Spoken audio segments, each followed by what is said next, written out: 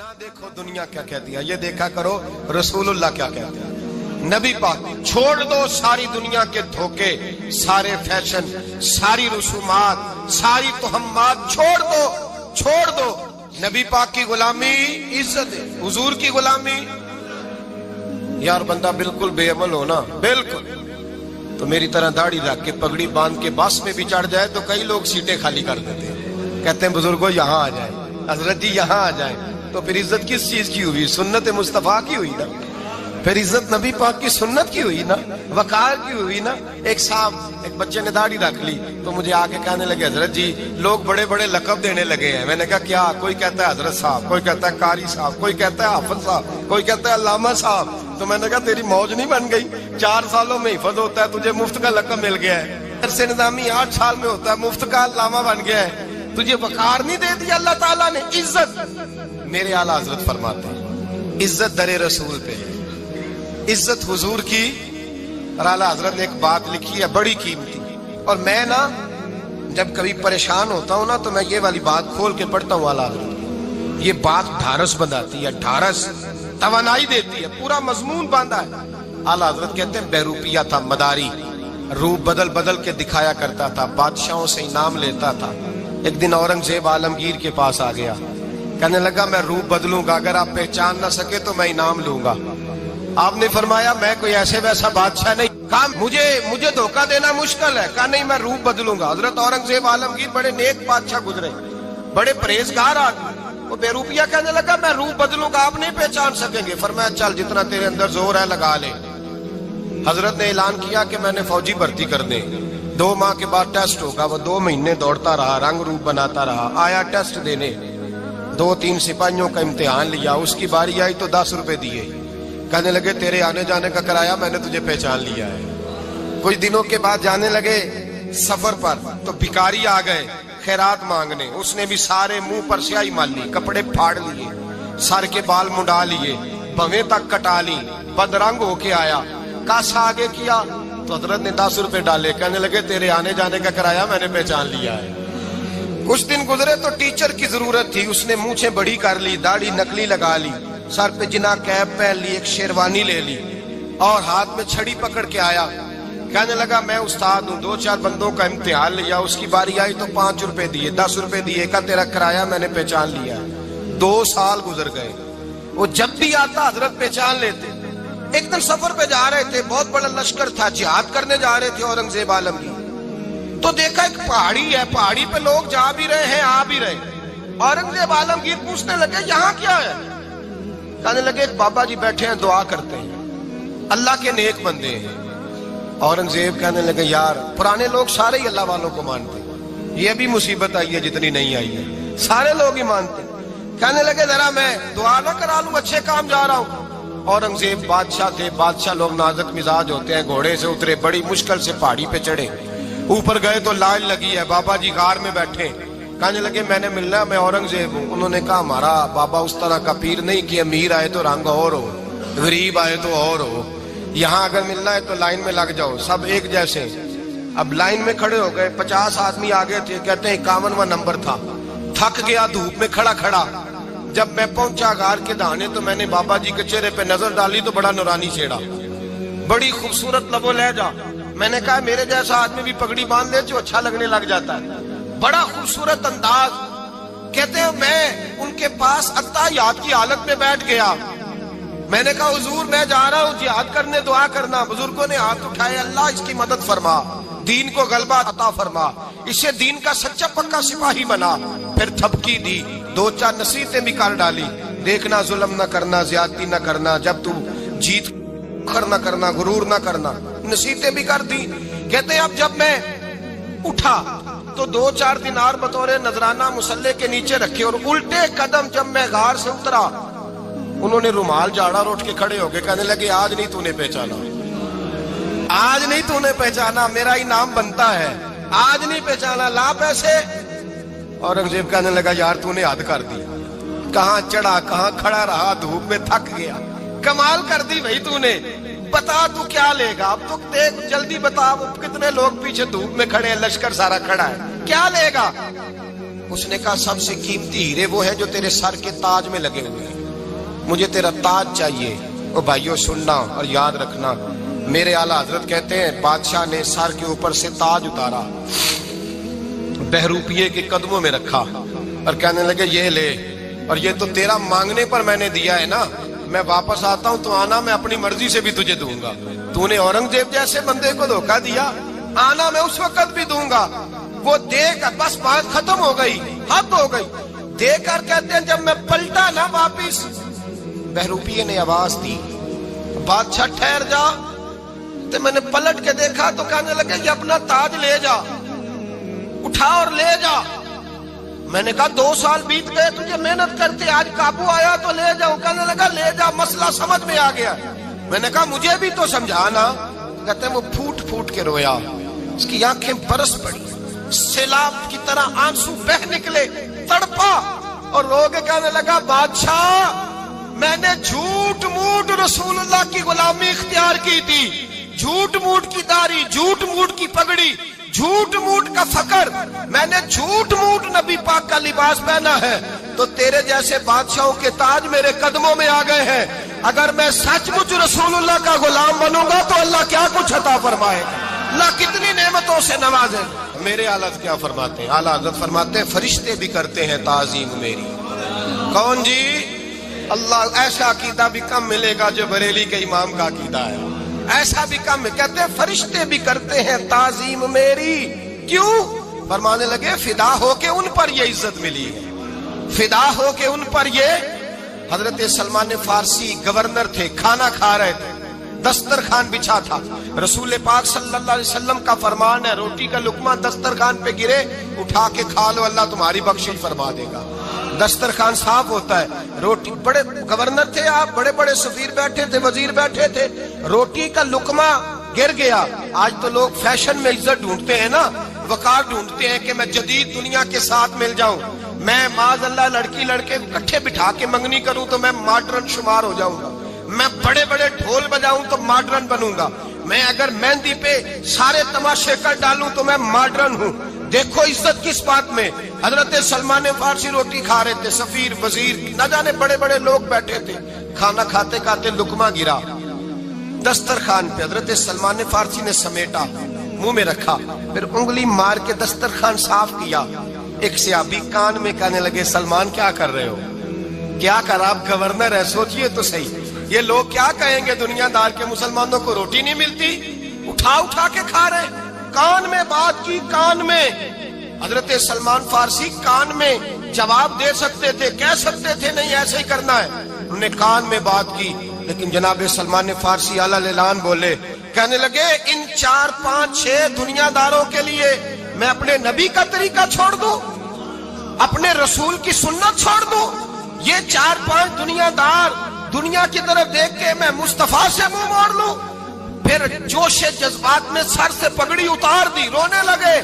آپ فرمانے لگے میں مدینے کے بازاروں میں کھجوریں اتارتا تھا، نوکریاں کرتا تھا، یہ جو میرے سر پر عزت کے بال ہیں یہ محمد عربی کے اگائے ہوئے ہیں، رسول اللہ کے اگائے ہوئے ہیں۔ اور بھائیو حد ہو گئی۔ حضرت بلال رضی اللہ تعالی، حضرت بلال آئے جناب عمر سے ملنے، کیسے وہ کسرا بھی آئے تو عمر خاطر میں نہ لائے، پر بلال حبشی دروازے پہ داخل ہوئے تو فاروق اعظم نے کرسی چھوڑ دی، ہاتھ باندھ کے کونے میں کھڑے ہو گئے، کالا رنگ ہے، نام بھی لکھنا نہیں جانتے، زمانے میں تعارف کوئی نہیں۔ حضرت عمر نے ہاتھ باندھا ہے، لوگ کہنے لگے عمر تو کیسے ہو، کسرا سے نہیں ڈرتا، یہ کون آ رہا ہے جس کے لیے تیرا اتنا استقبال ہے؟ حضرت عمر کہنے لگے چپ کر جاؤ، اس کی بات نہ کرنا، اسے آنے دو، اسے آنے دو، اس کی بات نہ چھیڑنا۔ حضرت سیدنا بلال آئے، کہنے لگے امیر المومنین کیا کر رہے ہو؟ فرمایا نہیں چپ کر یار، بازو پکڑا، اپنی کرسی پہ بٹھایا۔ حضرت بلال کہنے لگے حضور میں غلام ہوں، مجھے تو طریقے بھی نہیں آتے ان کرسیوں پہ بیٹھنے کے، میں تو غریب ماں کا بیٹا، غلام باپ کی اولاد، سلیقن، یہ آپ کیا کر رہے ہیں؟ تو حضرت عمر کہنے لگے بلال تھا تو غلام ہی، پر جب سے مصطفیٰ کا غلام بنا ہے تو ہمارا امام بن گیا ہے، اب تو امام ہے رسول اللہ کی امت کا۔ فرمایا وہ مجھے دن یاد ہے جب مکہ فتح ہوا تھا، بت ٹوٹ گئے تھے، بڑے بڑے سردار تھے، اور میرے نبی نے فرمایا بلال سے کہو کعبے کی چھت پہ چڑھ کے اذان دے۔ تو لوگوں نے کہا حضور یہ سارے جل گئے ہیں، کسی اور کی ڈیوٹی لگا دیں۔ حضور نے فرمایا چپ کرو، بدر میں مار کھا کے اذان پڑے تو بلال، احد میں پتھر برسے اذان پڑے تو بلال، تپتے صحراؤں میں پڑے تو بلال، ہر جگہ مار کھائے تو بلال۔ اور آج اگر اللہ نے عزت دی ہے تو میں لوگوں کو دیکھ کے بلال کو عزت نہ دوں؟ میں بتانا چاہتا ہوں کہ رسول اللہ کی غلامی میں عزت ہے۔ فرمایا کوئی اوپر نہیں چڑھے گا، ابو بکر بھی نیچے، عمر بھی نیچے، عثمان و علی، طلحہ اور زبیر بھی نیچے۔ شکار کرتا ہوں، کھاتا بھی ہوں، کھلاتا بھی ہوں۔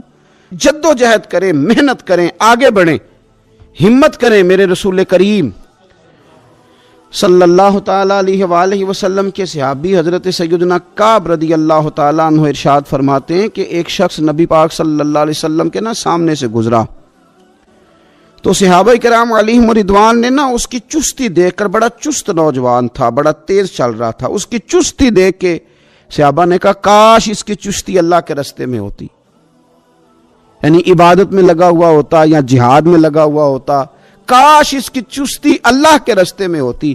تو نبی پاک صلی اللہ تعالیٰ علیہ وسلم نے فرمایا اگر یہ اپنے چھوٹے بچوں کی ضروریات پوری کرنے نکلا ہوا تو پھر بھی یہ اللہ کے راستے میں ہی ہے، اور فرمایا اگر یہ شخص اپنے بوڑھے والدین کی خدمت کے لیے نکلا ہوا ہے پھر بھی اللہ ہی کے راستے میں ہے، یعنی اگر رزق کما کے بچوں کا پیٹ پالتا ہے پھر بھی رب ہی کا راستہ ہے، اور اگر یہ رزق کما کے بوڑھے ماں باپ کی خدمت کرتا ہے تو یہ راستہ بھی اللہ ہی کا راستہ ہے۔ اور نبی پاک صلی اللہ تعالیٰ علیہ وسلم نے فرمایا اگر یہ اپنے آپ کو سوال سے بچانے کے لیے یہ کام کر رہا ہے، یعنی مجھے کسی کے آگے ہاتھ نہ پھیلانا پڑے، تو پھر بھی یہ اللہ ہی کے راستے میں ہے۔ ہاں اگر یہ ریاکاری کے طور پر، فخر کے طور پر یہ کام کر رہا ہے تو پھر یہ شیطان کی راہ میں۔ اگر صرف اس لیے مال جمع کر رہا ہے کہ میں ذرا لوگوں کو پتہ چل جائے بڑا مالدار ہوں، میرا بعض لوگوں کے اوپر ذہن ہوتا ہے آگے بڑھنے کا، شوق ہوتا ہے بلا وجہ چیزوں کو جمع کرنے کا، فخر بتانے کا، ریاکاری کرنے کا۔ فرمایا اگر ریاکاری کے ارادے سے ہے تو پھر یہ شیطان کے راستے میں ہے، اور اگر یہ بوڑھے ماں باپ کے لیے رزق کما رہا ہے، چھوٹے بچوں کے لیے کما رہا ہے، اپنے آپ کو سوال سے بچانے کے لیے کما رہا ہے، تو پھر یہ اللہ ہی کے راستے میں، پھر یہ جہاد ہی کر رہا ہے، پھر یہ عبادت ہی میں مشغول ہے، یہ اللہ ہی کے راستے میں۔ رسول کریم صلی اللہ تعالیٰ علیہ وسلم نے جو سبق ہمیں پڑھایا وہ صرف یہ ہے کہ رزق کماتے وقت تمہاری نیت کا اعتبار ہے، تمہارا ارادہ کیا تھا۔ رزق کماتے وقت ارادہ کیا تھا؟ بہت بڑے بنگلے بنانے کا ارادہ تھا، جائیدادیں جمع کرنے کا ارادہ تھا، بعض رشتہ داروں کو نیچا دکھانے کا ارادہ تھا، بلا وجہ ڈینگے مارنے کا اور اونچی اونچی باتیں کرنے کا ارادہ تھا، یا تمہارا ارادہ یہ تھا کہ حلال آ جائے تاکہ میں سوال سے بچ جاؤں، تاکہ مجھے کسی کے سامنے ہاتھ نہ پھیلانا پڑے۔ یہ حدیث ہمیں صحیح بخاری میں ملتی ہے۔ نبی پاک صلی اللہ تعالیٰ علیہ وسلم نے فرمایا بے شک مال بڑا سرسبز ہے اور بڑا میٹھا ہے۔ فرمایا جس نے اچھی نیت کے ساتھ مال حاصل کیا بڑا میٹھا ہے، بڑا سرسبز ہے، اور جس نے اچھی نیت کے ساتھ حاصل کیا اللہ اسے برکت عطا کر دے گا۔ تھوڑے پیسوں میں برکت ہو جائے گی، تھوڑے میں بھی، کئی دفعہ تھوڑے پیسے ہوں گے پر ختم نہیں ہوں گے، ان میں برکت ہو جائے گی نیت اگر ٹھیک ہے۔ اور حضور صلی اللہ تعالیٰ علیہ وآلہ وسلم نے ارشاد فرمایا اگر کسی نے بری نیت کے ساتھ حاصل کیا تو اس میں برکت نہیں ہوگی، اس کے اندر پھر اس کے لیے وہ خیر نہیں ہوگی جو اچھی نیت پہ ہوتی۔ اور فرمایا یہ ایسا رزق ہے جسے کھائے گا پر پیٹ نہیں بھرے گا، سیر نہیں ہوگا۔ رزق کس نے کھا لیا ہے، چونکہ نیت یہ تھی کہ تفاخر کے لیے جمع کرنا، دولت ہونی چاہیے، بنگلہ ہونا چاہیے، لوگوں کو پتہ چلے کہ یہاں بھی ایک سیٹ صاحب ہوتے ہیں۔ تو یہ نیت پر ڈپینڈ کرتا ہے کہ آپ کا ارادہ رزق کماتے کیا ہے۔ بہت زیادہ محنت کرنے کی کوشش کریں، بالخصوص نوجوان اپنے دلوں کے اندر یہ جد و جہد پیدا کریں کہ ہم نے محنت کر کے رزق کمانا ہے۔ یہ جو ہاتھ پھیلاتے ہیں یہ بزدل لوگ ہوتے ہیں، یہ کمزور لوگ ہوتے ہیں۔ یہ ہاتھ جب کسی کے آگے کوئی شخص پھیلاتا ہے تو اپنی خودداری کا سودا کرتا ہے، اپنی عزت بیچتا ہے، اپنے وقار کو داؤ پہ لگاتا ہے۔ جب وہ ہاتھ پھیلاتا ہے، کشکول طلب جب دراز کرتا ہے، کبھی بھی اللہ کے علاوہ، اللہ کے محبوب علیہ السلام کے علاوہ آپ کسی کے سامنے کشکول طلب دراز نہ کریں۔ اور میری ساری زندگی یہ رائے رہی ہے کہ اچھا تاجر وہ ہوتا ہی نہیں جو پیسے زیادہ کماتا ہے. اچھا گھر کا سربراہ وہ نہیں ہوتا جو دولت زیادہ جمع کرے، بلکہ اچھا آدمی تو وہ ہوتا ہے جس کے خرچے کم ہوتے ہیں. جو اس کے پاس ہے اس کے اندر اسے مینج کرنا آتا ہے. اگر اس کے پاس 1000 روپیہ تو اسے سارا دن 1000 میں نکالنا آ جائے تو اس شخص کی عزت محفوظ ہے، اس کی عزت محفوظ ہے. اور اگر 10,000 کے اندر بھی اسے طبیعت نہیں ہے، اسے چاہت نہیں ہے، اسے خبر ہی نہیں ہے میں نے کس طرح وقت گزارنا ہے، تو پھر یہ شخص اپنے آپ کو بھی رسوا کرے گا اور اپنوں کے لیے بھی شرمندگی کا باعث بنے گا.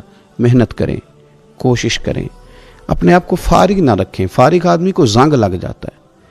فارغ تو کوئی گھر پڑا رہے تو بعض لوگ کہنے لگتے ہیں کہ یہاں تو جنوں کا قبضہ ہو گیا ہے. فارغ ذہنوں پر شیطانوں کا قبضہ ہو جاتا ہے. کچھ کریں، محنت کریں، جد و جہد کریں، آگے بڑھیں. ہمارے بزرگ فرماتے ہیں کہ پانی چل رہا ہو تو وہ پاک ہوتا ہے، اگر کھڑا ہو جائے تو پھر اس کے پاک ہونے کا مسئلہ بدل جاتا ہے.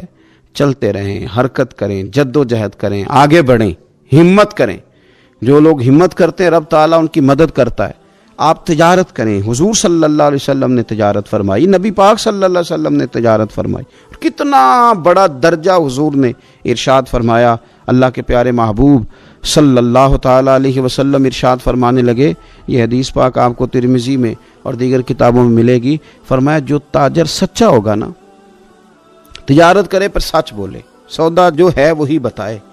سچا جو تاجر ہوگا اسے اللہ تبارک و تعالیٰ قیامت کے دن نبیوں، صدیقوں اور شہیدوں کے ساتھ جگہ عطا فرمائے گا. اور اتنا بڑا درجہ، یعنی اسے صدیقین کے ساتھ کھڑا کر دیا، شہداء کے ساتھ. حالانکہ یہ شہید نہیں ہوا، یہ تو دکان کرتا رہا وقت پہ. اللہ نے اسے اپنے انبیاء کے ساتھ جگہ دے دی. اس کا مطلب ہے رب صرف مسجد میں نہیں ملتا، دکان پہ بھی مل جاتا ہے. شرط یہ ہے کہ دیانتداری کے ساتھ تجارت کی جائے، دیانتداری کے ساتھ. ایک تو یہ کہ یہ کام کریں، پھر یہ کہ بہت سارے صحابہ کھیتی باڑی کرتے تھے، بہت سارے صحابہ. اور حضور صلی اللہ تعالی علیہ وسلم نے فرمایا اگر تم نے کوئی درخت لگایا، پودا لگایا، تو جو بھی جاندار اس سے نفع حاصل کرے گا اللہ تمہیں اس کا اجر عطا کرے گا.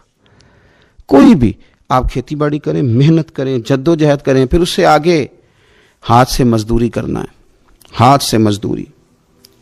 میرے دادا جان کا انتقال، ان کی عمر 90 سال سے زیادہ تھی جب وہ دنیا سے گئے تھے. تو آخری دن غسل کے بعد جب میں نے ان کے ہاتھ کو کھولا تھا تو تب بھی ان کے ہاتھوں پر محنت کے نشان تھے، ابھی بھی ان کے ہاتھوں پہ چھالے تھے. وہ جو پکے پڑ گئے تھے نا وہ ساری زندگی رہے. میرے والد صاحب کے ہاتھوں پہ ہمیشہ، کیونکہ دامان توکل کی یہ خوبی ہے کہ اس پر پیوند لگے ہوتے ہیں پر دھبے نہیں ہوتے. محنت آپ کریں، محنت کے نشان ہونے چاہیے، کرپشن کے داغ نہیں ہونے چاہیے. آپ تھک جائیں کام کرتے، لیکن میرے بھائی اس طرح نہ ہو کہ لوگ، میں نے کئی دفعہ کہا ہے کہ روب کپڑوں کا نہیں ہوتا، روب تو کردار کا ہوتا ہے. کروڑوں روپے کا آپ مکان بنا لیں، گاڑی خرید لیں، لیکن آپ کا پیسہ کرپشن کا ہے تو لوگ دروازے کے سامنے کھڑے ہو کے کہتے ہیں 2 نمبر طریقے سے کمایا.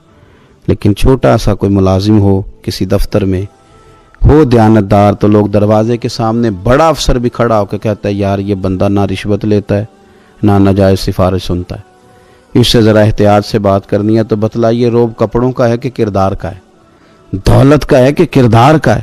کردار کی عظمت ہوتی ہے. اس لیے میرے نبی پاک صلی اللہ تعالی علیہ وسلم نے فرمایا کسی بندے نے بھی، یہ بخاری ہے، حضور فرماتے ہیں کسی نے بھی اپنے ہاتھ سے زیادہ بہتر کھانا کوئی نہیں کھایا، اپنے ہاتھ کی کمائی سے زیادہ بہتر کسی بندے نے کھانا نہیں کھایا. اور فرمایا اللہ کے نبی حضرت داؤد علیہ السلام اپنے ہاتھوں سے کمائی کر کے کھایا کرتے تھے، اپنے ہاتھوں سے محنت کر کے کھاتے تھے. سب سے بہترین کھانا آپ وہ کھاتے ہیں جو آپ اپنے ہاتھوں سے محنت کرتے ہیں، مشقت کرتے ہیں. آپ کوشش کر کے جو کھانا آپ محنت کر کے کماتے ہیں. یہ مزدور بڑے شاندار لوگ ہوتے ہیں، یہ کسان بڑے شاندار لوگ ہوتے ہیں. میں نے دیکھا ہے رات کی تنہائیوں میں اٹھ کے کھیتوں کو پانی لگاتے ہیں. میں نے ان کو جانوروں سے پیار کرتے دیکھا ہے، ان کو محبت کرتے دیکھا ہے. میں نے دیکھا ہے کہ یہ بہت سارے دنیاوی تکلفات سے نکل جاتے ہیں. ان کو زیادہ فکر نہیں رہتی کہ میرے کپڑوں پہ دھبے ہیں کہ یہاں کس طرح کا ماحول ہے. میں نے دیکھا ہے کہ ان کی عیدیں تک اپنے جانوروں کے ساتھ گزرتی ہیں، ان کے ساتھ وقت گزارتے ہیں، پیار کرتے ہیں۔ آپ جب محنت کا ارادہ کرتے ہیں تو اللہ بڑا نوازتا ہے۔ اپنی زندگی محنت والی، جد و جہد والی بنائیں۔ اور یاد رکھیں، ہماری سوسائٹی کے اندر اتنے زیادہ غم نہیں ہیں، سب سے زیادہ پریشانی یہ ہے کہ جوان سست ہو گئے۔ علامہ اقبال نے کہا تھا، لہو مجھ کو رلاتی ہے جوانوں کی تن آسانی۔ جوان اصل میں کمزور ہو گئے، اس لیے خرابی زیادہ بڑھ گئی۔ اگر جوان تازہ دم ہوں، سستی کو چھوڑیں، آگے بڑھنے کا جذبہ پیدا کریں۔ اٹھ باندھ کمر کیوں ڈرتا ہے، پھر دیکھ خدا کیا کرتا ہے۔ کوشش کریں، ہمت کریں، محنت کے ساتھ رزق کمائیں، اپنوں کا سہارا بنیں، اپنوں سے پیار کریں۔ اتنے زیادہ غریب لوگ نہیں ہیں ہمارے ہاں، صرف یہ ہے کہ جو محنت کر سکتے ہیں انہوں نے محنت چھوڑ دی ہے۔ سورہ ابراہیم کی پہلی آیہ مبارکہ میں فرمایا کہ الف لام را کتاب انزلناہ الیک لتخرج الناس من الظلمات الی النور۔ فرمایا اے محبوب علیہ السلام، یہ کتاب ہم نے آپ پر نازل کی ہے تاکہ آپ لوگوں کو اندھیروں سے نور کی طرف لے جائیں، تاکہ آپ لوگوں کو اندھیروں سے نکال کے نور عطا فرما دیں۔ بِإِذْنِ رَبِّهِمْ إِلَى صِرَاط، اور اپنے رب کے حکم سے اپنے رب کے رستے کی طرف لوگوں کو لے جائیں۔ العزیز الحمید، وہ رب جو بڑا غالب بھی ہے اور جو حمد کیا گیا ہے، جس کی حمد کی جاتی ہے، اس کے رستے کی طرف آپ لوگوں کو لے جائیں۔ من الظلمات الی النور، لوگوں کو اندھیروں سے نکالیں اور ظلمات سے نکال کے انہیں نور دیں۔ ہمارے مفسرین کرام نے یہاں لکھا ہے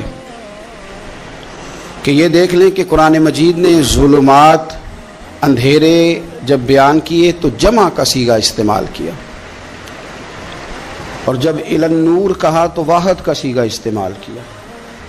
ظلمات زیادہ ہیں اور نور ایک ہے، اندھیرے زیادہ ہیں اور روشنی ایک ہے۔ معنی کیا ہے کہ کائنات میں جتنے بھی اندھیرے ہیں ان سب سے دور کرنے والی روشنی ایک ہی ہے جو مدینے والے رسول کے پاس موجود ہے، جو نبی پاک صلی اللہ علیہ وسلم کی بارگاہ میں موجود ہے، جو حضور کے پاس موجود ہے۔ یہ روشنی ایک ہی ہے، اندھیرے بے شمار ہیں، کثرت سے اندھیرے ہیں۔ ایک اندھیرا کفر کا ہے، ایک اندھیرا نفاق کا ہے، ایک اندھیرا جہالت کا ہے، ایک اندھیرا غربت کا ہے، ایک اندھیرا تنہائی کا ہے، ایک اندھیرا مایوسی کا ہے۔ یہ سارے اندھیرے ہیں۔ نکلیں گے کیسے؟ جب ہم کسی اور سے روشنی نہیں لیں گے، روشنی لیں گے رسول پاک کی بارگاہ سے۔ اعلیٰ حضرت فاضل بریلوی رحمۃ اللہ تعالیٰ علیہ نے ایک بات یہاں بیان فرمائی ہے، وہ بڑی عجیب اور بڑی انوکھی ہے۔ اعلیٰ حضرت فرماتے ہیں کہیں اور سے تم روشنی لوگے نا تو یہ پہر دو پہر رہے گی۔ یہ جتنی چاندنی، جتنی روشنی ہے، یہ ڈھل جاتی ہے، ڈھل رہی ہوتی ہے۔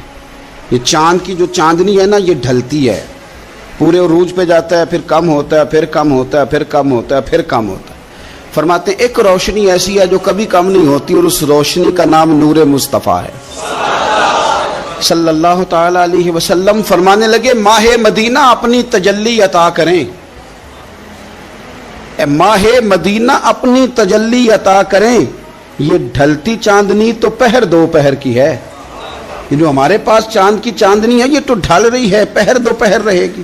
اے ماہ مدینہ آپ اپنی تجلی عطا، یا رسول اللہ ایک اندھیرے سے نکلیں گے دوسرے میں گم ہو جائیں گے، دوسرے سے نکلیں گے تو پتہ نہیں کون سا رستہ ملے گا، آپ مہربانی کریں، اے ماہ مدینہ ہمیں اپنی تجلی عطا کریں، آپ اپنا کرم فرمائیں۔ اندھیرے بہت سارے ہیں، نور ایک ہی ہے، نور ایک ہی ہے، اور اس نور کا نام محمد مصطفیٰ ہے صلی اللہ تعالی علیہ وسلم۔ نور ایک ہے۔ میرے عزیز، آپ جتنا مرضی بھاگ لیں، جتنا مرضی دوڑ لیں، جتنی مرضی آپ ترقی کر لیں، پڑھ لیں، جو مرضی کر لیں، اندھیرے پیچھا نہیں چھوڑتے، اس لیے کہ یہ اندھیرے گہرے ہیں، ان کے مختلف روپ ہیں، ان کے مختلف رنگ ہیں، یہ مختلف طرح کے اندھیرے ہیں۔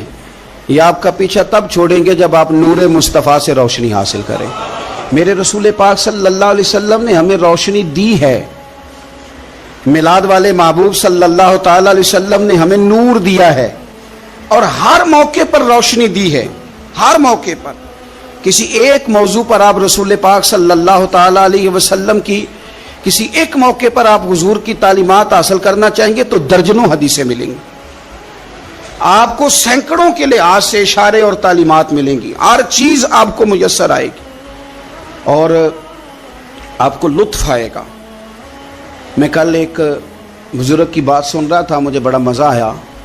वो हदीस पाक बयान कर रहे थे कि नबी पाक सल्लल्लाहु अलैहि वसल्लम ने फरमाया कि मैं और यतीम को पालने वाला क़यामत के दिन इस तरह होंगे जिस तरह ये दो उंगलियां जुड़ी हुई हैं। तो फरमाने लगे, देख लो मेरे नबी पाक के लफ्ज़ भी महफूज हैं और मेरे नबी के इशारे भी किताबों में महफूज हैं। यानी हुजूर ने दो उंगलियों का इशारा किया था तो हर मुहद्दिस ने वो नोट किया है, हुजूर के इशारे तक महफूज हैं किताबों। यानी बाकायदा हुजूर ने, वो अलग बात है ना, वो मामला अलग है कि सूरज चढ़ा हुआ है, रोशनी फैली हुई है, लेकिन एक बंदे ने इस तरह किया है कि पिछले कमरे में सोया है। अब चूंकि उसका सोने का इरादा है, उसे अंधेरे से प्यार है, उसने लाइट भी बंद कर दिया है, दरवाज़ा भी बंद कर दिया है और खिड़की से थोड़ी सी रोशनी आ रही थी, उसके आगे भी पर्दा कर दिया। लोगों को कहता है रोशनी कोई नहीं, नूर ही कोई नहीं, अंधेरा बड़ा है। तो उसे कहेंगे बेवकूफ़, तू अपनी खिड़की तो खोलना पहले, तू अपना पर्दा हटा, तू ये देख के तूने खुद दरवाजा, वो तो आफताब चमक रहा है, वदाइयन इलल्लाहि बिइज़्निही व सिराजम मुनीरा, हुजूर की नबुव्वत का आफताब चमक रहा है। कोई सीखने ही नहीं निकलता, टाइम ही कोई नहीं, मसरूफियत ही बड़ी है। निकाह का टाइम आया तो सारी चीजें सीख ली, आदाब निकाह नहीं सीखे, कुरान और सुन्नत निकाह के बारे में क्या फरमाते हैं ये नहीं सीखे। सारे लोग लगे हुए हैं ड्यूटी करने, शादी आ गई, शादी आ गई, कपड़े बना लो, लेकिन जो मियाँ बीवी के हुकूक थे वो नहीं सीखे किसी से जाके। तो शादी के चौथे दिन ही लड़ाई शुरू हो गई। अगर ये आदाब का, अंदाज का पहले से पता होता तो घर कपड़ों से सुखी नहीं रहता, एक दूसरे के साथ मोहब्बत हो तो घर सुखी रहता है। तो जो असल चीज थी वो सीखी नहीं। यही रवैया हमारा सारे कामों में। महबूब ने जो हमें हिदायत अता फरमाई थी, जो रोशनी दी थी, हमने उससे फायदा नहीं लिया। और अब मिलाद शरीफ का महीना आया है तो मिलाद शरीफ का महीना भी आपने ये महफिलें उन लोगों के सुपुर्द करनी है जो अल्लाह खैर करे, हाथ में जिनके स्पीकर होगा, कभी भाग के उधर जाएंगे, कभी दौड़ के उधर जाएंगे और वो कहेंगे कि हाँ मैं तुम्हें मिलाद सुना रहा हूँ, तुम्हें क्या पता, मैं बताता हूँ। आप नुक्ते ना बयान करें, आप मिलाद वाले रसूल सल्लल्लाहु अलैहि वसल्लम की सीरत का एक बाब खोलें। आप बताएं नबी पाक सल्लल्लाहु अलैहि वसल्लम ने बहसीयत बाप कैसे वक्त गुजारा है, बहसीयत एक शौहर के कैसे वक्त। आप एक एक चैप्टर सीरत का खोलें, आप लोगों को तालीम दें, बस करें।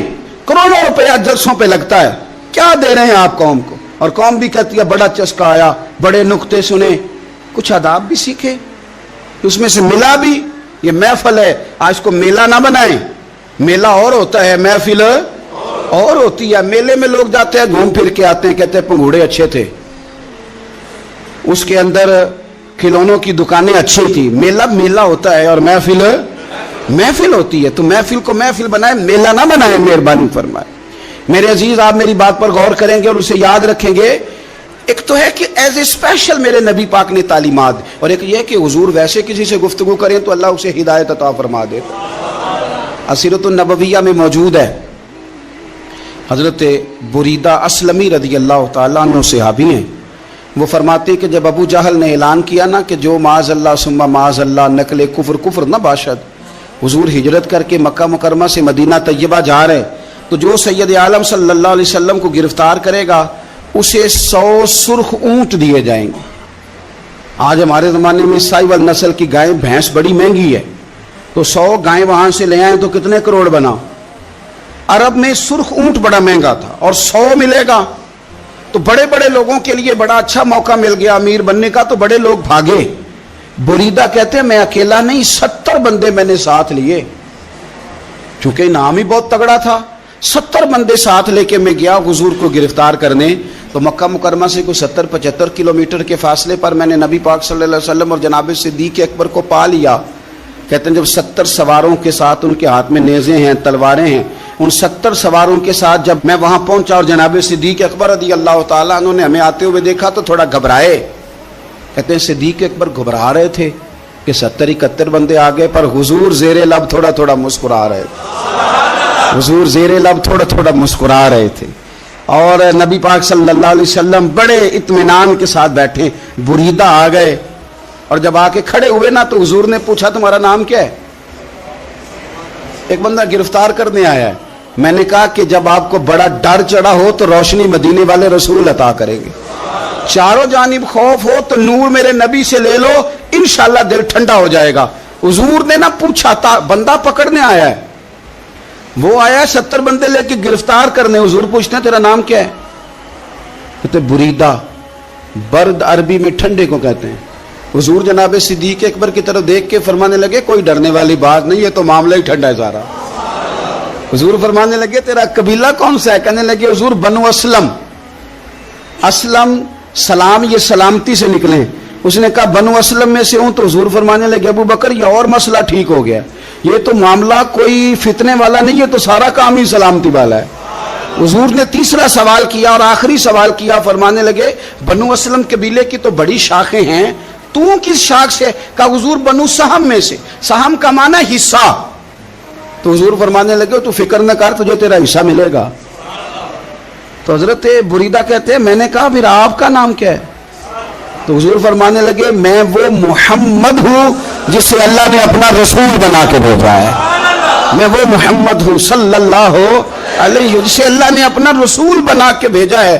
تو بریدہ آگے بڑھے اور اپنا ہاتھ آگے کر کے کہنے لگے آپ نے فرمایا تھا نا کہ حصہ ملے گا, تو پھر مجھے پڑھائے کلمہ, میں بھی مسلمان ہونا چاہتا. مل گیا حصہ. حضور روٹین کی بات چیت کریں تو اللہ ہدایت عطا کر دیتا. روٹین کی بات چیت کریں تو بھائی جو ایز اے اسپیشل حضور کا دین سیکھے, جو غور کر کے سیکھے. ہر پریشانی آپ کی, ہر, اور یار بندوں کی نہیں جانوروں کی بھی, صرف بندوں کی نہیں جانوروں کی بھی. اور ترغیب و ترہیب دیکھیے, اور اعلیٰ حضرت فاضل بریلوی رحمۃ اللہ علیہ کی الامن والاولا دیکھیے.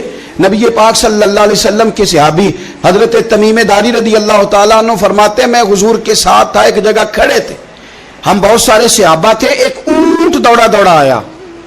اس نے نا پہلے حضور کی قدم چومے, پھر کان میں کچھ کہا اونٹ نے. تو حضور فرمانے لگے تو فکر نہ کر, اگر تو سچا ہے تو تیری مدد ہوگی, اور اگر تو جھوٹا ہے تو تجھے تیرے جھوٹ کی سزا ملے گی.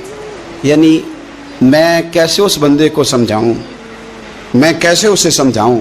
کمیٹی ڈال کے رو کے درد سے ادھار لے کے کوئی مدینے گیا, اور ماڑا بندہ, اور اس کی تڑپ ہے کہ میں سونے کو اپنے دکھ سناؤں. تو وہ کھڑا ہوا تو ایک صاحب اسے کہنے لگے یہ معاذ اللہ سنتے نہیں, تو کس کو سنا رہا ہے؟ چپ کر, کنٹرول کر اپنی زبان کو. اگر دین نہیں آتا تو نبی پاک سے محبت کرنے والوں کے دل نہ توڑ.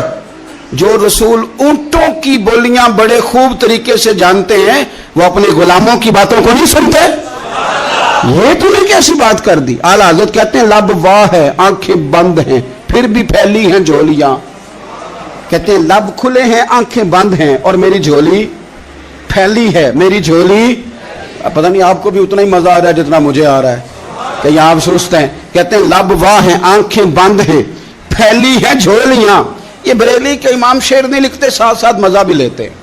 آپ ذرا اندازہ کیجیے بات کرنے کا. کہنے لگے میں کھڑا ہوں حضور کی جالی کے سامنے, اور کیفیت میری یہ ہے کہ لب واہ ہے, آنکھیں بند ہیں, پھیلی ہیں جھولیاں. حضور کچھ آیا بھی ہے, اعلیٰ حضرت کچھ ملا بھی ہے.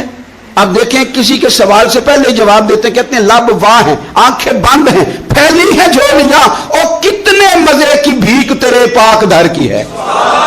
کتنے, اور خالی بھیک نہیں ملی, مزہ بھی بڑا ہی آیا ہے. یعنی وہاں سے لینے کا, بھیک لینے کا مزہ بھی, خود بھیک دیں خود ہی کہیں منگتے کا بھلا ہو.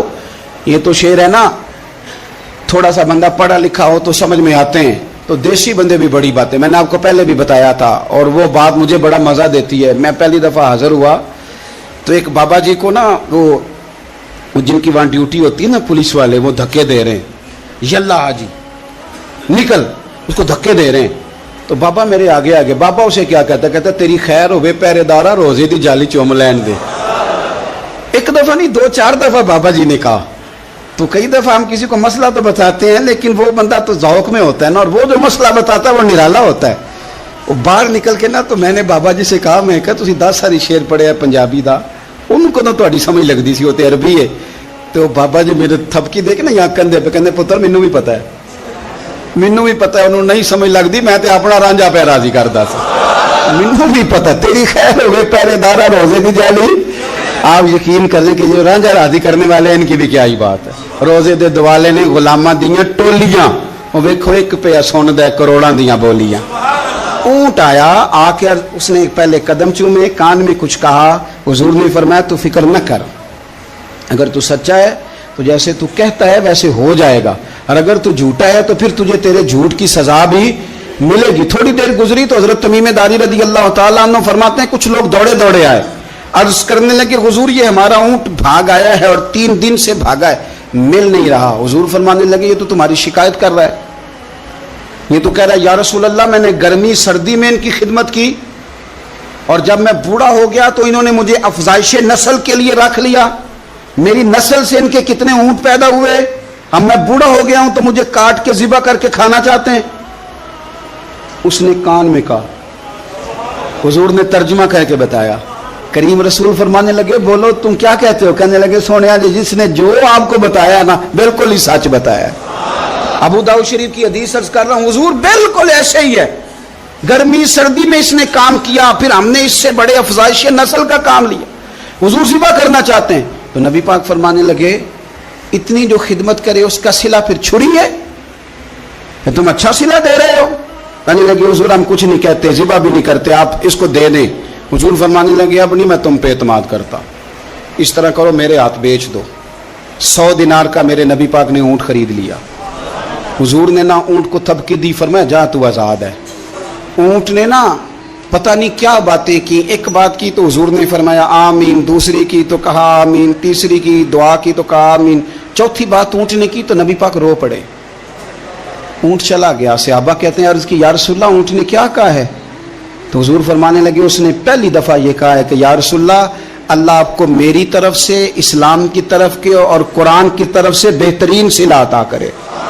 تو میں نے کہا آمین, اور پھر اس نے کہا دوسری دعا دی, اے اللہ کے پیارے رسول صلی اللہ علیہ وسلم جس طرح آپ نے آج میرا خوف دور کیا ہے, میں دعا کرتا ہوں اللہ آپ کی امت سے قیامت کا خوف دور کرے.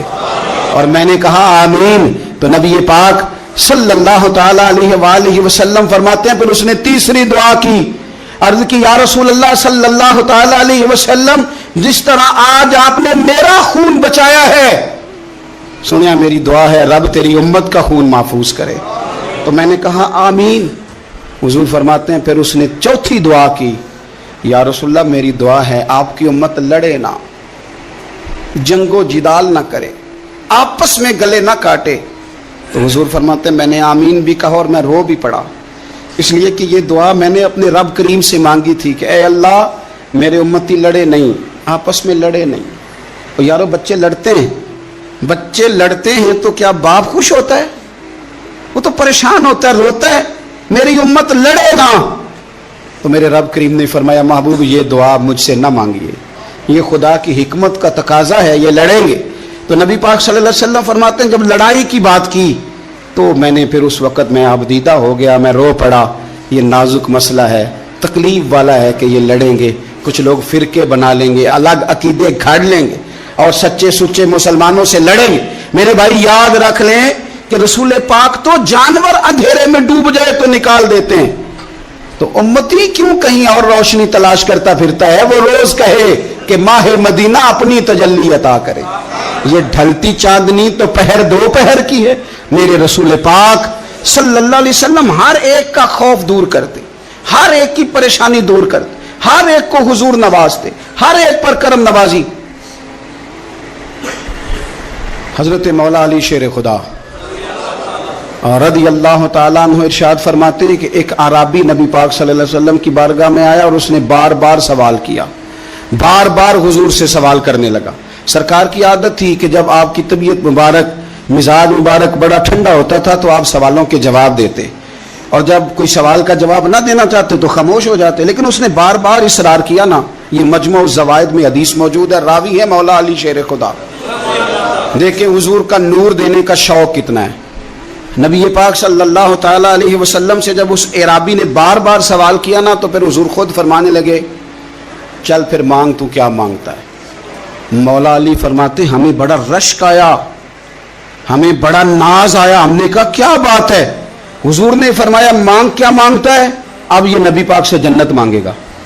اور دنیا میں بیٹھے بیٹھے اپنے لیے جنت کی ٹکٹ بک کرا لے گا, اپنے لیے یہ جنت کے اندر بہترین محل اپنے لیے الاٹ کرا لے گا. لیکن بڑا ہی بولا تھا. میں کیا کروں, آج بھی اس طرح کے بھولے بے شمار ہیں.